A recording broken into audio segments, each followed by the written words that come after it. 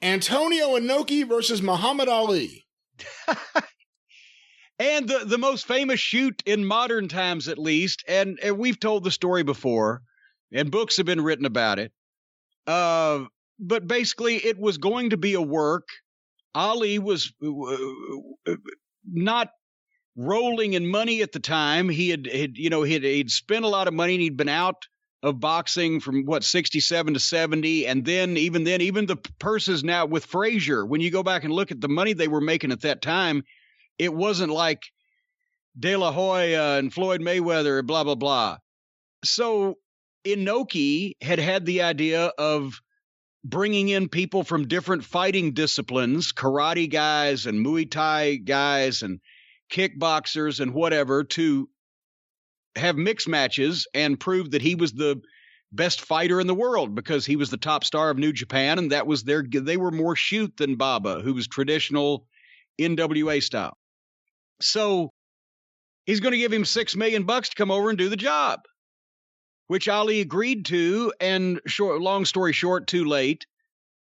About 3 or 4 days beforehand, when Ali's people had realized what the fuck, and that this had gotten international publicity, and that, he was still a professional boxer, the most famous one in the world, and this was probably not going to be good, then Ali didn't want to do the job. And then it broke down where Inoki just said, all right, well, then that's what we'll just shoot. And then Ali's people wouldn't go for it unless they had rules that would prevent Inoki from mostly doing anything to Ali, which Inoki had to agree to, or elsewise he would lose face and have to commit Harry Carey and even Harry Carey Jr. over losing the biggest match that he'd ever promoted. So it ended up being a boring 15-round shoot draw that satisfied nobody and took a couple of years probably off of Ali's boxing career and definitely affected his mobility. Every documentary on Ali says that the blood clots he got from the leg kicks from Inoki, because that's all Inoki could do, he couldn't get close enough to get knocked out, and the rules prevented anything else. So Ali's legs were never the same after he was hospitalized with blood clots and hematomas for a couple of days.